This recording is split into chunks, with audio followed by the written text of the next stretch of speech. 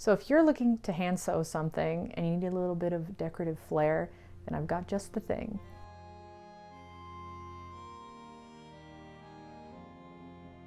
Hi, I'm WolfMaiden, and today I'm going to show you how to do a simple bit of embroidery for the corner of a project, something small, and something that's a little bit bigger, but just as easy.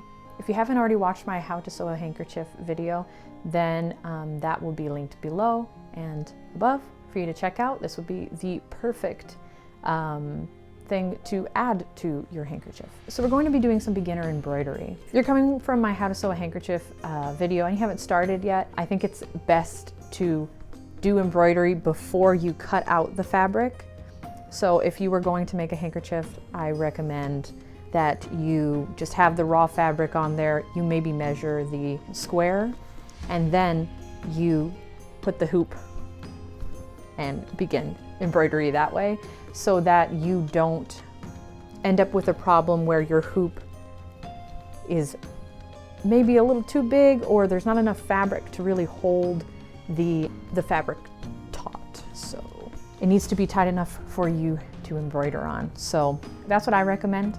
If you've already seen that video, you can skip the threading a needle and separating embroidery floss parts. I will have timestamps below for everybody, and you can jump around the video as needed. Without further ado, let's get started. So these are the things you're going to need. Some sort of thing to make your pattern on the fabric. So fabric chalk is what I'm using here. An embroidery needle, an embroidery hoop. There's all sorts of sizes for this. And then embroidery floss, all different colors that you can get. So pick the ones that you want when you get them. And then a ruler if you are going to measure out your fabric when you do get to cutting it.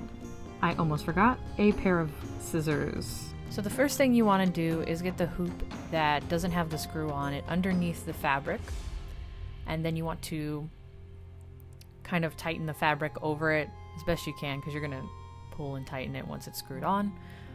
But then you want to put the hoop with the screw on it on top of that hoop, kind of wedging the fabric in between the two hoops. So there's the hoop underneath, and then the hoop with the screw on top of that hoop with the fabric in between. When you have the hoop set, you can begin to tighten it with the screw on the top and continually pull the fabric to kind of tighten it underneath, which you can see me kind of doing. Then the next thing you're going to want to do is draw a sort of guide or pattern, something you want to actually embroider on your fabric. I'm using cotton. I think linen is also good for embroidery. You can Google even weave fabrics. Those are good for embroidery. But yeah, I'm using fabric chalk. You can get it in all sorts of colors. So I made a little Fleur de Lis here. You could do the same thing. I do 2 Fleur de Lis in this video, and the first one I mess up really bad. This is embroidery practice for me. I'm a little out of practice. I did some embroidery before, but I hadn't done it in such a long time. So before I really make a handkerchief embroidered one, I wanted to practice just to make sure I didn't ruin it. And I'm glad I did practice, because this one got ruined. So, but I do 2 Fleur de Lis. The first one got messed up, but I show some ways to embroider. And then the second one was okay. I'm still not happy with it. I'd probably redo it again if I had the chance. Skipping ahead, this is me finishing up the Fleur de Lis. I don't really recommend doing this in the hoop necessarily. Rather on fabric that you have yet to cut for the project that you're going to embroider on, I think would be the best way to do this. So next you take your embroidery floss and you want to unravel it about as much as you think you need to embroider. You usually need more than you think you're going to. So an arm's length for a very small embroidery and 2 arms length to start for other embroidery, I think would be a good way to start. I would do 2 arms lengths for the Fleur de Lis. It still won't be enough to finish it, but it is a lot of thread to work with, so to start with, 2 arms lengths worth of thread is pretty good. And in hindsight, camera was probably a little too close when I was unraveling this, but if you have seen my handkerchief video, you can basically skip this part. You already know what's going on. I filmed it a little bit better on that video. Then you want to cut it once you have the length that you want.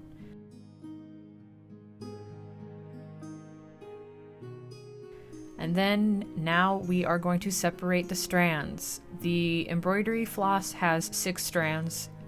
Separating the strands makes for finer stitching. So here I took 3 and then split it.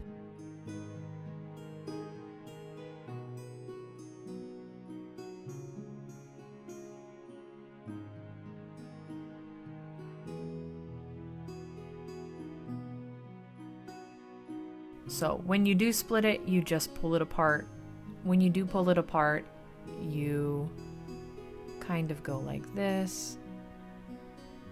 And if you go slow enough, it shouldn't snag, but if it does, you can stop. It will want to tangle itself, just kind of wind itself around. So this is an alternative way that you could do it. You could just kind of twist it like this. Since that's essentially how they are bound together, this will also bind it. So you can do this instead of the other way once you start pulling, and then do that. But I continue to try to pull. It's a lot of thread, so you have to have patience with this. But eventually you will get it where you want it. So next is threading the needle.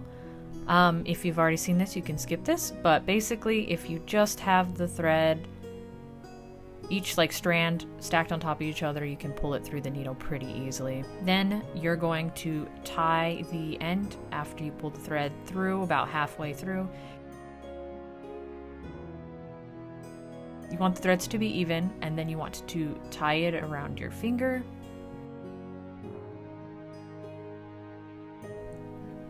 This is the way that I do it. There are other ways to do it.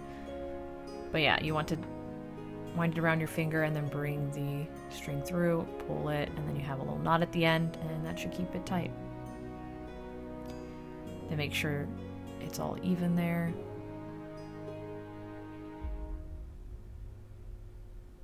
And you're good to go.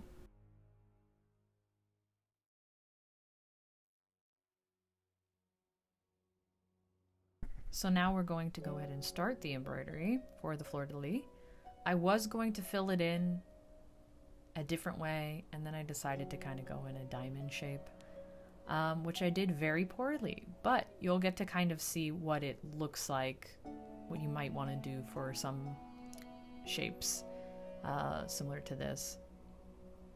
So you start from the back, so the knot will be in the back, since you don't want that on the front of your embroidery.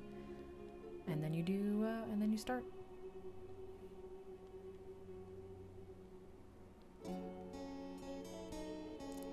I recommend you use a reference for things, especially if it's colored. This is not colored, more than one color, so I kind of skip around so you can kind of see the stitches are the exact same. So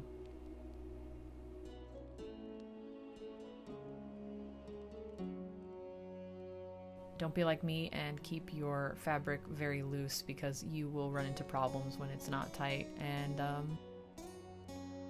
it took me a while to figure out that screw can be screwed a lot more.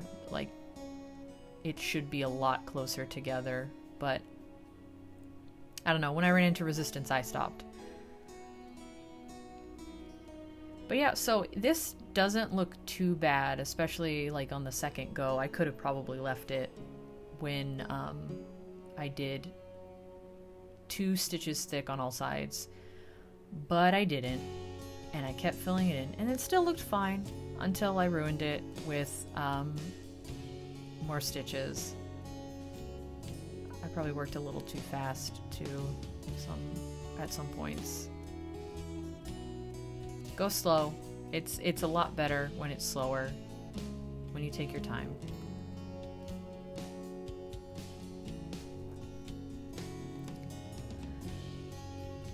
So yeah, this is sort of what it looked like. It looked alright. I tried to fix the gaps and things by just putting a straight stitch all the way through, and then I was upset by this and I kept ruining it, and yeah, now you can kind of see I didn't like how this turned out. So I did a second one. So here is my second attempt at a Fleur de Lis. The one that I liked better. Still could have been better, but I think I did this one a lot better. So I started with a straight stitch all the way down the middle of the center of the Fleur de Lis, the bulb of the Fleur de Lis, and then I started sewing on one side. And if you noticed before, the back will be a mess if you don't stitch pretty, so to speak. So if you are starting on one side, make sure that you are stitching beside that and you have little stitches together, rather than like the same looking stitch and using more thread.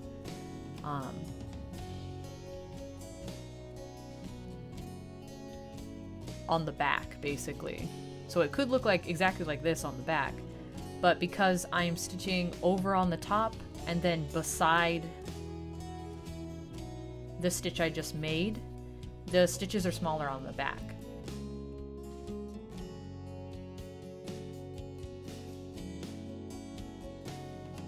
So that's something to keep in mind. If you wanted something to look a certain way, you could potentially do that if you're leaving like a bare back for your embroidery, but typically you would want to put something over the top of the embroidery back so it doesn't look like that.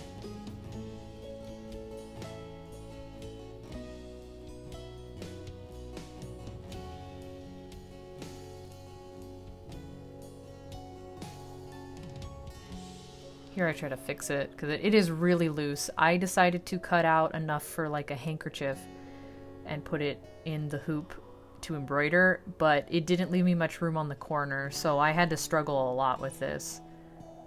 Even though it came out better, like I said, but it was very hard to do. I had to kind of hold, you can see my fingers on the back pressing against the fabric because I was holding the fabric because the hoop wasn't, because I didn't tighten it enough. And then I have the sides to do. I basically do the same thing, although at this point, because my chalk kind of wore out on that side, you kind of can't see it anymore. So I did the best I could, trying to sew the sides. It came out all right, but I had to go over it a couple of times on these smaller stitches that I did here because they should have been a lot bigger. If you see, in contrast to the other side where you can still see the fabric chalk, these were way too small. It was fixable with a thread to just go right on top of it though, and then it made it look a lot more silver.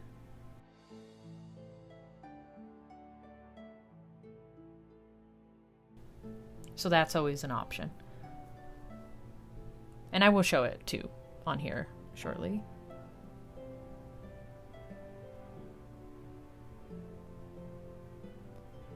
I may have accidentally poked myself with the needle as well.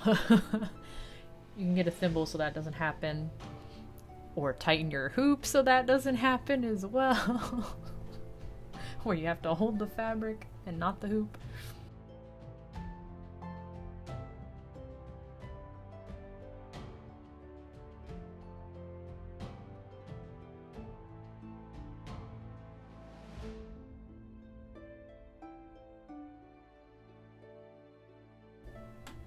And here is me going over the stitches. And I basically did the same thing on the right side. It looked a lot messier on the right side as well. I don't know why. And because of my restriction with the fabric, because I cut it out before I embroidered it, I had to end the Fleur de Lis in a less than stellar manner. I just kind of did little outline stitches for the bottom part, and I couldn't even do it fully because the hoop underneath was on the last bit of fabric that I needed to be able to embroider further, so I just did this.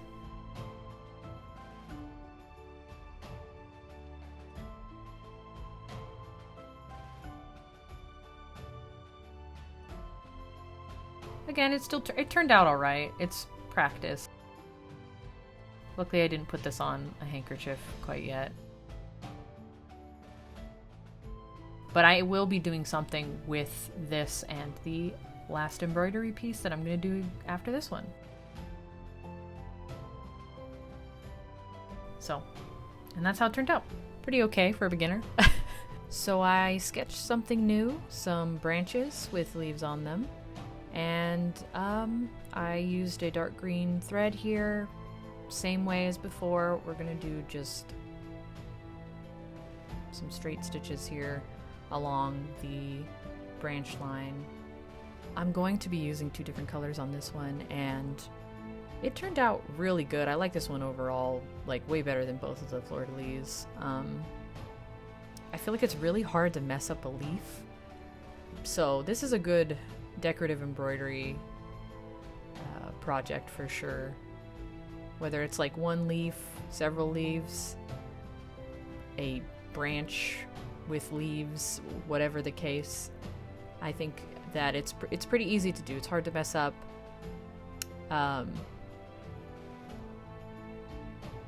Here I didn't actually separate the strands, so this is a full 6 string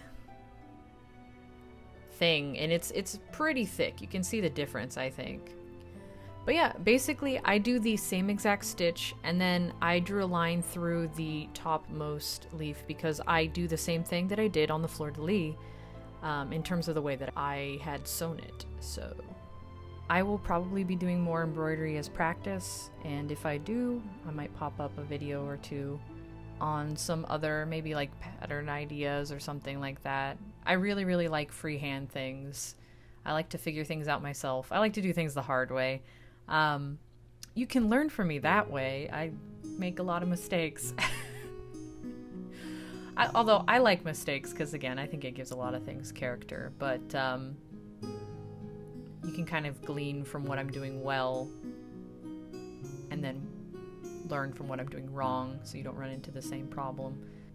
I skip around, as I've already shown kind of how to do the same exact thing on the Fleur de Lis, but I still show some of the way that I'm doing this.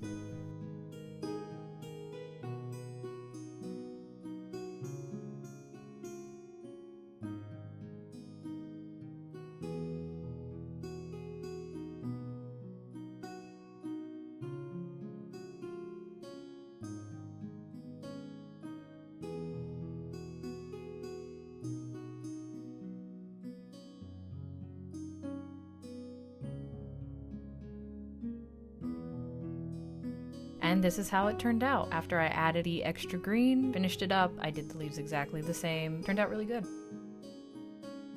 So this is the ugliness of the underside of the embroidery here. You can see where I decided on this embroidery to move from this side to this side. Over here, this is a jumbled up mess. You can see what I was talking about with the small stitches. If you do it neat, you do it slow, and you make sure you know what kind of stitches will show up on the back. You could potentially be stopping and starting this embroidery just to kind of cater to the fact that maybe you want lines on the back as well. You just want the outline a certain way. However you want to do it, so that it doesn't become like this. When you're doing it quick, or it doesn't matter, like if you're going to cover up the back of the embroidery, it won't matter, obviously. if you're just going to sew on the side and basically you have, oh look, there's embroidery here and embroidery here, you know, that could work. But you have to keep that in mind when you're doing your embroidery project.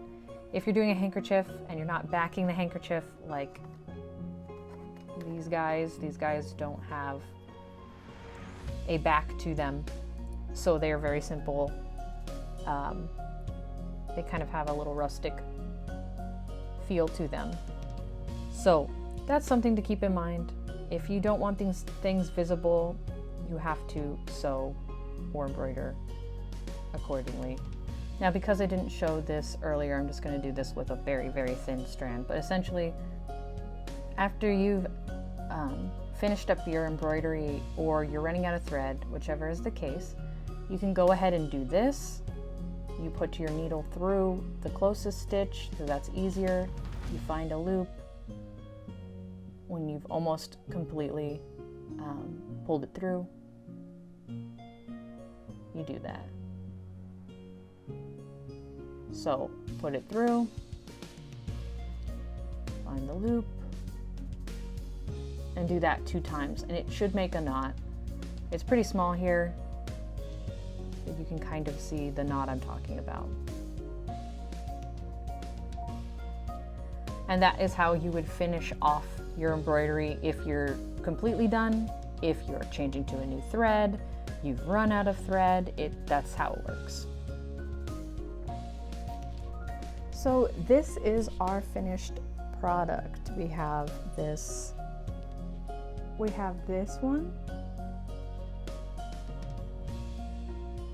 which is like a sort of wreath with leaves on it. And then we have this Fleur de Lis. They're both on the same fabric. I cut it out afterward. I recommend that you embroider first and then cut for your project so that you have enough space to actually do the embroidery itself.